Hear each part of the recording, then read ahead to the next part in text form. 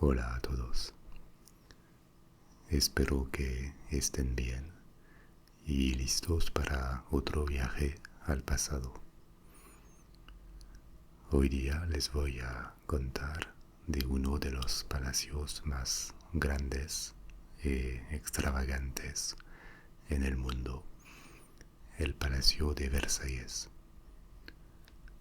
Hablaré de historia, por supuesto, y también de arquitectura y de varios personajes famosos como Luis XIV, el Rey Sol, un ancestro de la dinastía de Borbón que todavía reina en España, o como la reina María Antonieta, que vivió en este palacio, y en general de la vida en este corte real de Francia durante más de un siglo en el Palacio de Versalles.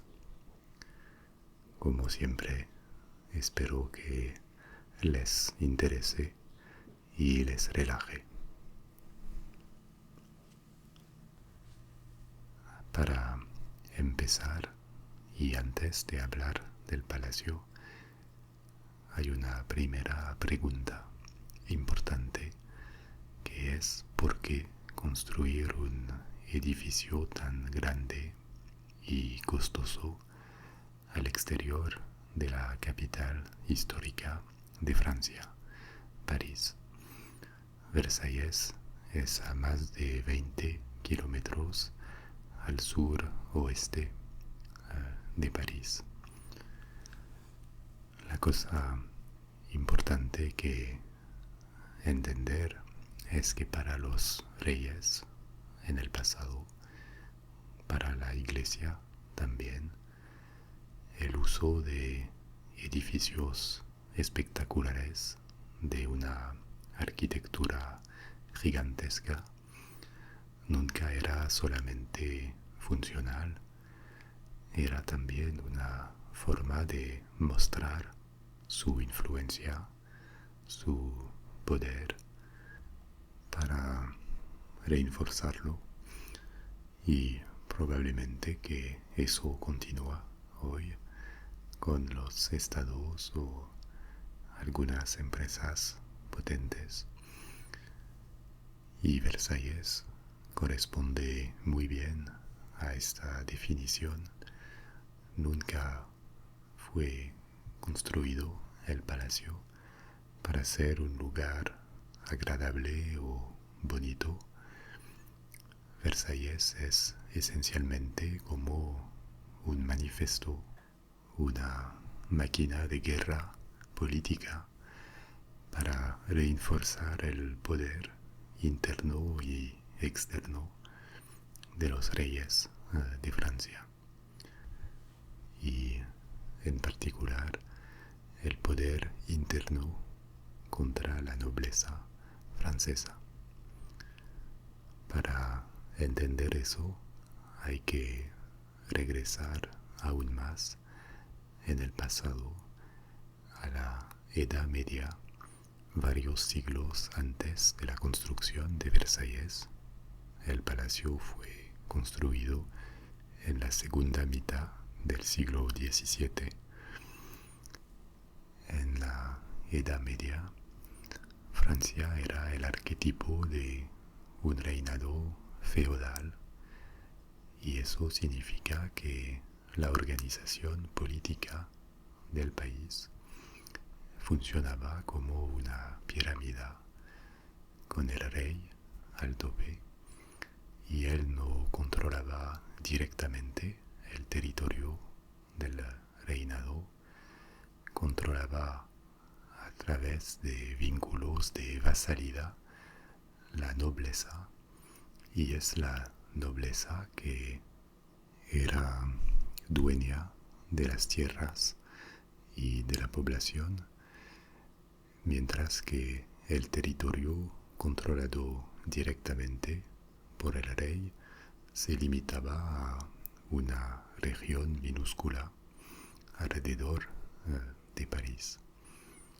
Así que oficialmente, técnicamente, el rey era el personaje más poderoso del reinado, no tenía vínculo de vasalidad con nadie, pero en realidad algunas familias de la nobleza podían tener más poder, más influencia y más riqueza que el rey y amenazar la realidad de su poder. Esta amenaza se concretizó varias veces en la historia de Francia en la Edad Media. Por ejemplo, una de las causas de la Guerra de 100 años entre los reinados de Francia e Inglaterra es que en el siglo XI los duques de Normandía lanzaron una invasión de Inglaterra y se hicieron reyes de Inglaterra. Así que eran reyes, por un lado, en Inglaterra y vasales del rey de Francia para los territorios que tenían en el continente. Otro ejemplo, durante la Guerra de 100 años, en los siglos XIV y XV, los duques de Borgoña, otros vasales del rey de Francia, se aliaron con los ingleses. Así que durante siglos, empezando en el siglo X, el siglo XI, los reyes franceses trataron de reforzar el poder real, de agrandecer el territorio controlado directamente por el rey, de centralizar más el reinado y poco a poco, con periodos de avance y de retroceso, lograron unificar más, a centralizar el reinado de Francia, a crear un ejército permanente del rey, a absorber y administrar directamente un territorio más y más grande. Pero eso no hizo totalmente desaparecer las tensiones entre los reyes y las familias más poderosas de la nobleza. Así que hasta el siglo XVII, rebeliones de la nobleza quedaban posibles.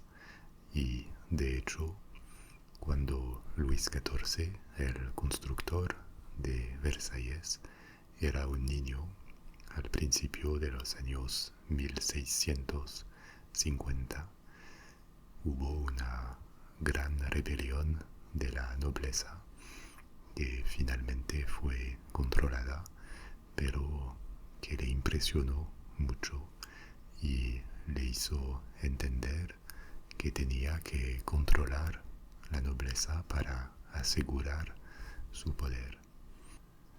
Y Versalles, como lo veremos en un momento, en primer lugar fue una herramienta, una máquina de guerra para controlar la nobleza francesa, para forzarla a vivir en el mismo lugar que el rey y así evitar que pase tiempo en sus tierras o mantenga sus propios ejércitos.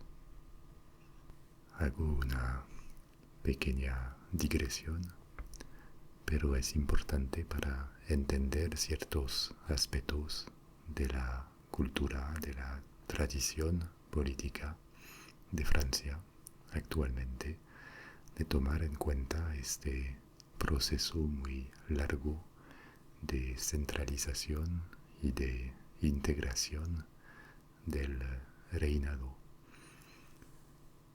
históricamente las regiones que hacen parte de Francia hoy tenían muy poco en común y gracias a este proceso que empezó hace casi 1000 años, un Estado ha centralizado lentamente, ha absorbado estas regiones con una política de integración al principio administrativa, militar, económica, y después de la Revolución Francesa, los otros regímenes en Francia, repúblicas en particular, han continuado este proceso con una integración más cultural, forzando las varias regiones del país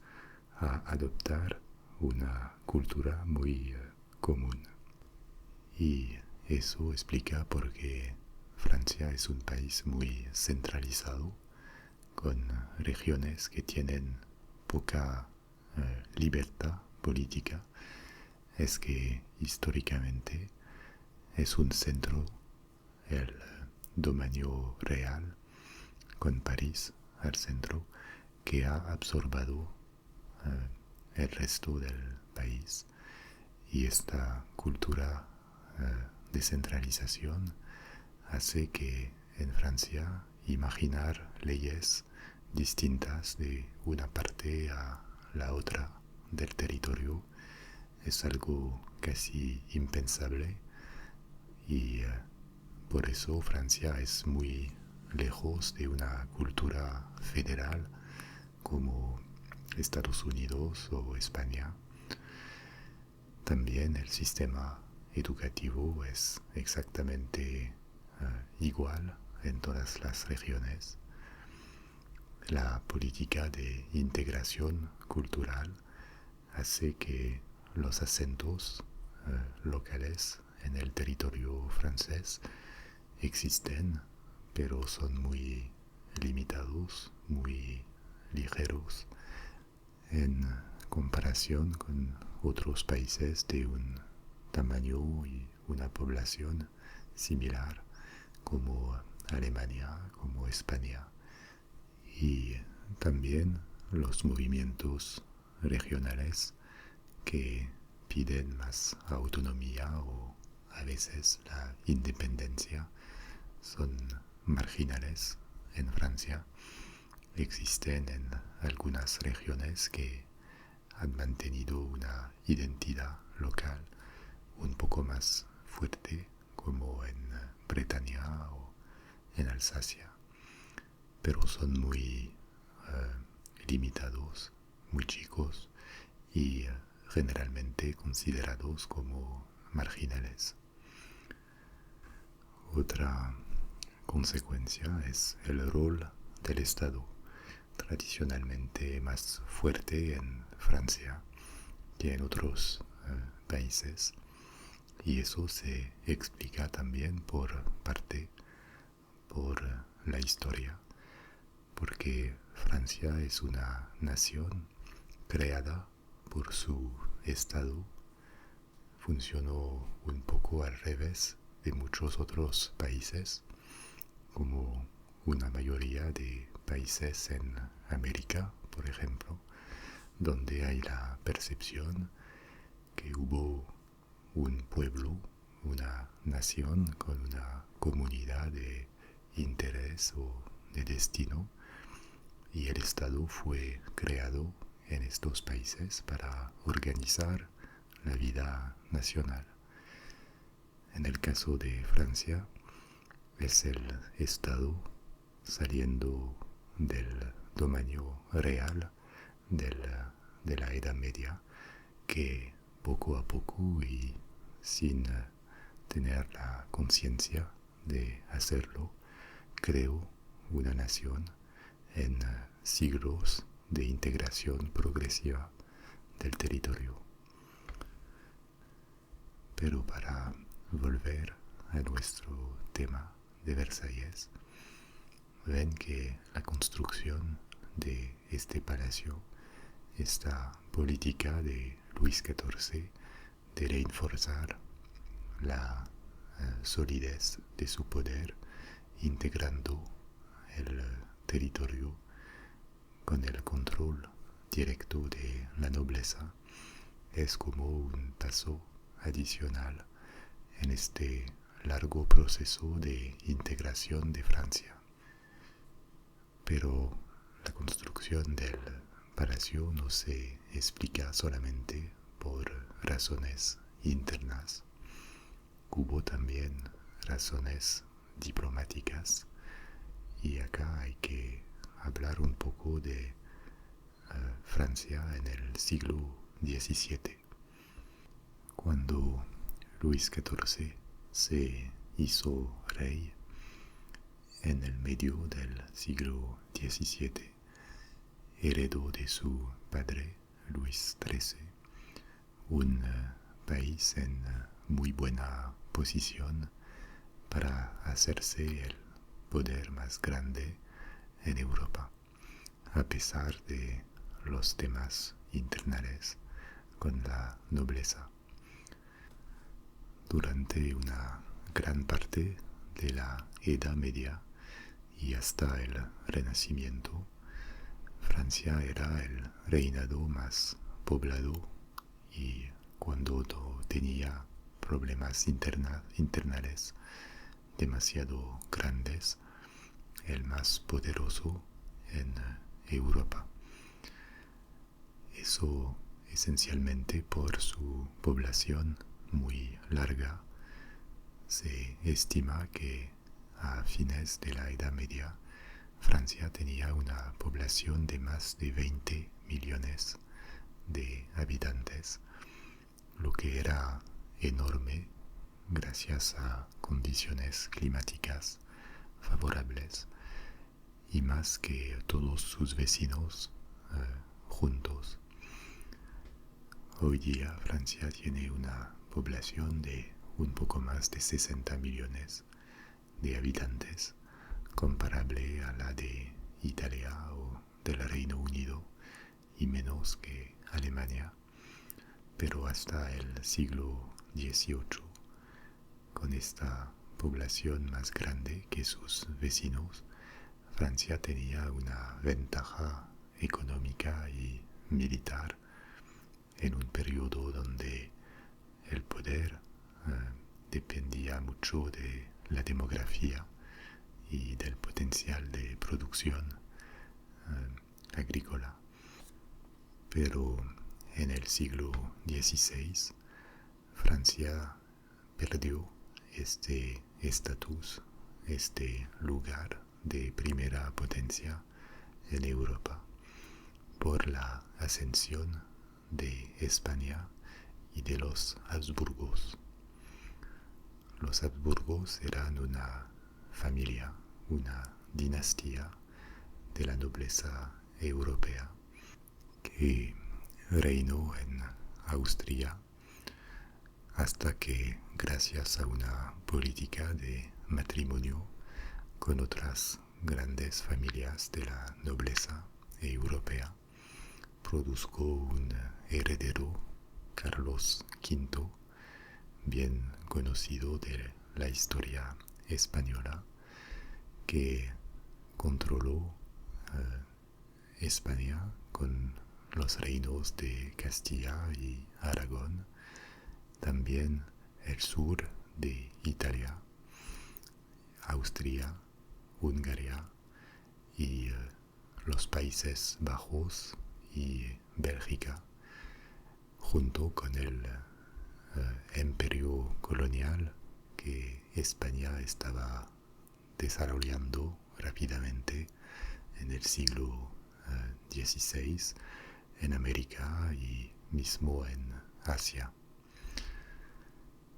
Así que con la unificación de tantos territorios alrededor de Francia, con las riquezas fabulosas que España recibía de su imperio colonial, la conquista de México en los años 1530 y de los incas, el Perú en los años 1560 hizo llegar a España una cantidad de metales preciosos que nunca se había visto en la historia de Europa, dando a este país un poder económico, financiero y militar con la unificación de tantos territorios que hizo de España la gran potencia del siglo XVI. Pero en la primera mitad del siglo XVII, la potencia de España empezó a declinar rápidamente por varias razones, por el costo inmenso de sus guerras en el mar Mediterráneo contra Turquía. También España tenía que luchar contra los Países Bajos, las Provincias Unidas en el norte de Europa, que querían obtener la independencia. El flujo de oro y de plata que llegó de América empezó a reducirse también, y Francia, que había tenido problemas internos con las guerras de religión en el siglo XVI, se estabilizó y salió de un gran periodo de disturbios.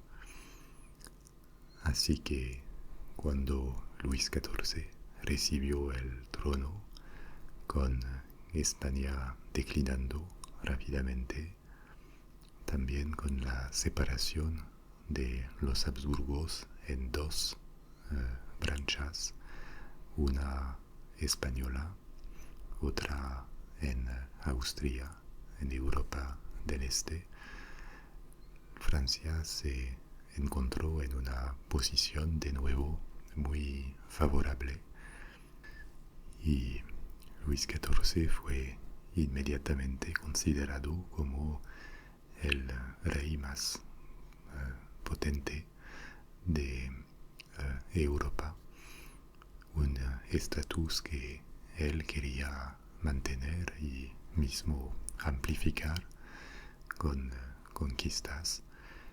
Y en este sentido, la construcción de Versalles es también un acto diplomático de mostrar a el mundo entero que él, con su palacio gigante, el más grande que existía en esta época, tenía un estatus especial.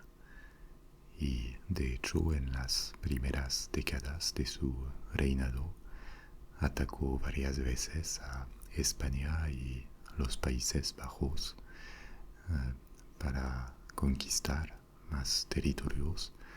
Él agrandezcó bastante el territorio francés, a tal punto que a fines del siglo XVII, grandes coaliciones de la mayoría de las otras potencias europeas aparecieron para contener la potencia francesa.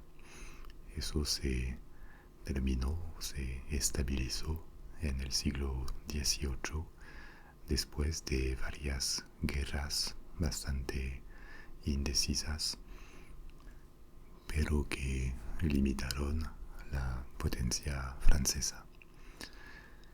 Y es durante este periodo, en los años 1660, 70, 80, que los trabajos en Versalles hicieron aparecer este palacio. Inicialmente no había nada, había solamente un pequeño castillo que el rey Luis XIII, el padre de Luis XIV, ocupaba para ir a cazar en esta región, y Luis XIV empezó a transformar este castillo chico, agregando a las decoraciones un parque bastante gigante, con trabajos que durante más o menos 40 años fue el tiempo necesario para construir Versalles. Hicieron trabajar miles de obreros, y el costo del palacio fue increíble. Absorbó más de 10 o 15% anualmente del presupuesto del Estado de Francia durante casi todo este periodo. A partir de fines de los años 1670, el corte francés se instaló definitivamente en Versalles, y acá Luis XIV forzó la nobleza a vivir con él, como lo indiqué antes, en un ceremonial del corte totalmente nuevo y muy especial. Los cortesanos tenían que pasar por lo menos 6 meses al año en Versalles, y vivieron en departamentos bastante chicos. Había más de 300 de estos departamentos para la nobleza. No tenían que pagar nada para vivir en Versalles.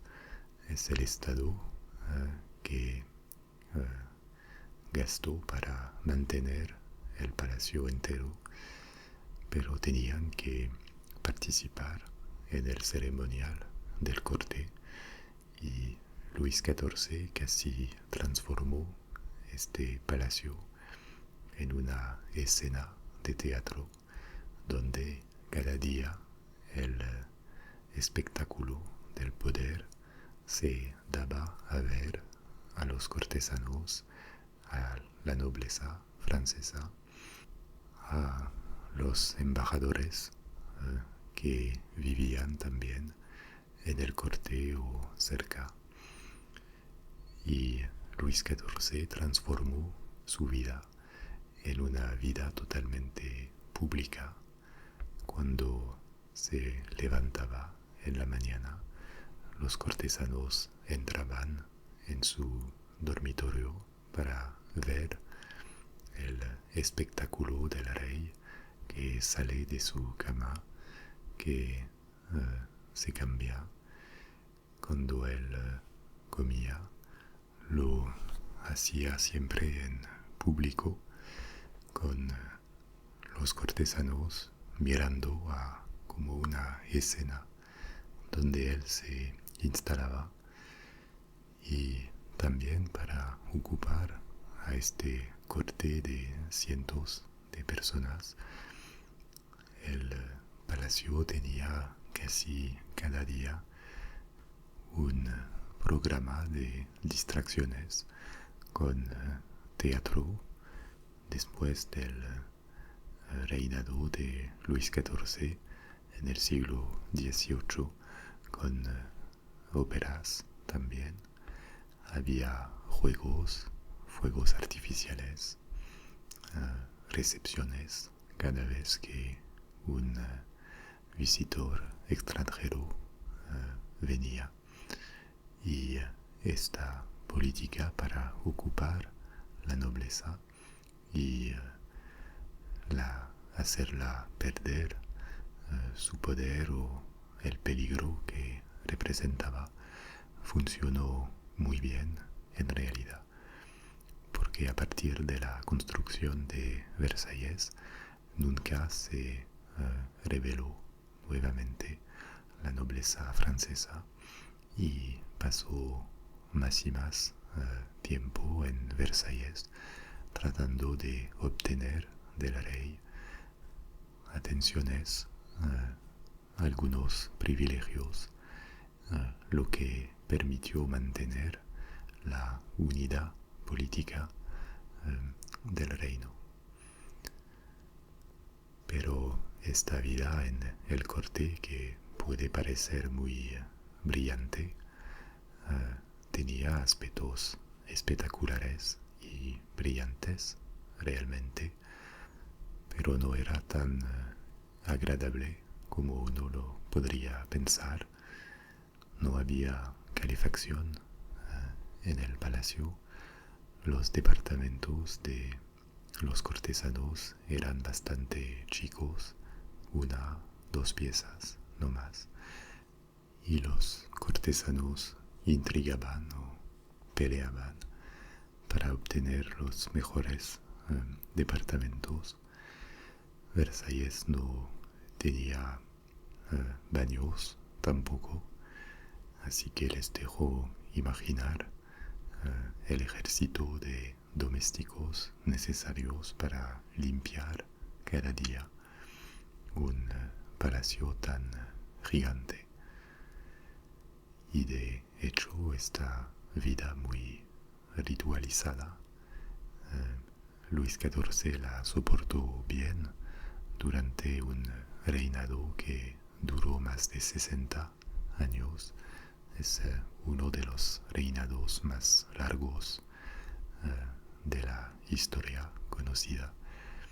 Pero después sus sucesores, Luis XV y Luis XVI, Luis XVI era rey durante la Revolución Francesa, cambiaron un poco el ritual del corte y vivieron en departamentos privados para tener una vida privada un poco más libre que la de Luis XIV. Los trabajos en Versalles no se terminaron con el fundador, con Luis XV, con Luis XIV. Continuaron más lentamente después. La adición principal del reinado de Luis XV es la construcción del ópera de Versalles, y durante el reinado de Luis XVI y de su esposa María Antonieta, otra representante de la familia de Habsburgo. Ella venía de la parte de Austria, de la familia, porque en el siglo XVIII hubo una alianza entre Austria y Francia, y este matrimonio real era para simbolizar y reforzar esta alianza. Y durante el periodo de María Antonieta también, la decoración de varias partes de Versalles fue cambiada, la decoración interior, para adaptarla al gusto de la época, y también otras partes del parque fueron cambiadas, en particular con la construcción de un pueblito artificial para la distracción de la reina. Todo eso se terminó con los eventos de la Revolución Francesa. Algunos momentos después del principio de la Revolución, la familia real fue forzada a reinstalarse en París, que de nuevo fue la capital política de Francia, y lo quedó desde este momento. Y el corte desapareció brutalmente, con la gran mayoría de la nobleza francesa que emigró durante la Revolución para escaparse. Y por eso Versalles ha llegado hasta hoy día. en su estado o casi del siglo XVIII. Todos los muebles fueron vendidos, pero han sido reemplazados o recuperados para instalar de nuevo muebles en el palacio.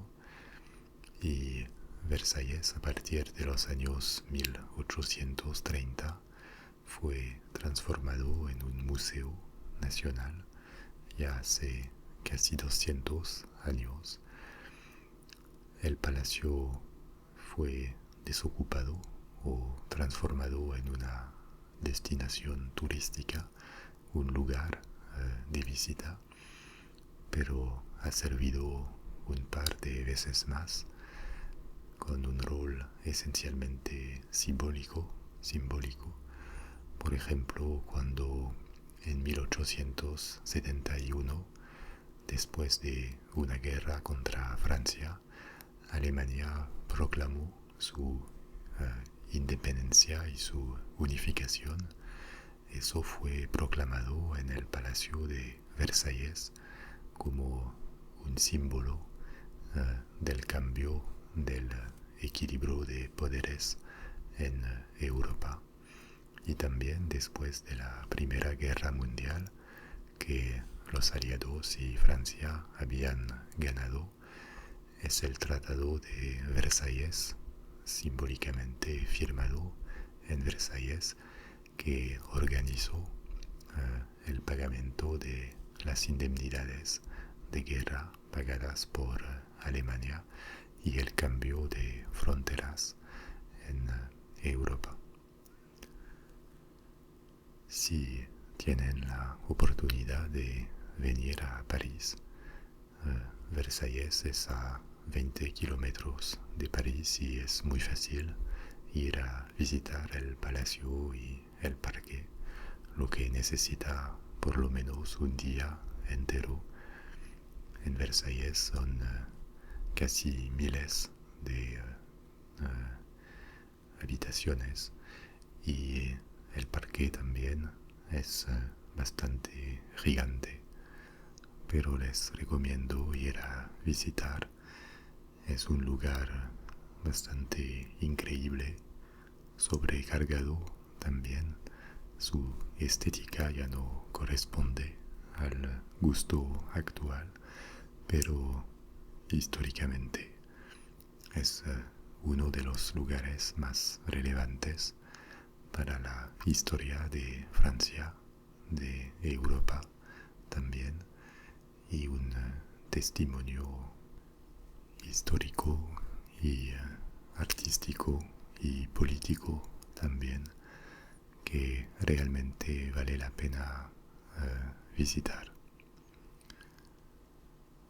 Como siempre, espero que les ha interesado. Fue solamente una introducción, como siempre habría mucho más que decir, pero les voy a dejar acá para hoy y espero que nos veremos pronto por otro video en español. Hasta luego.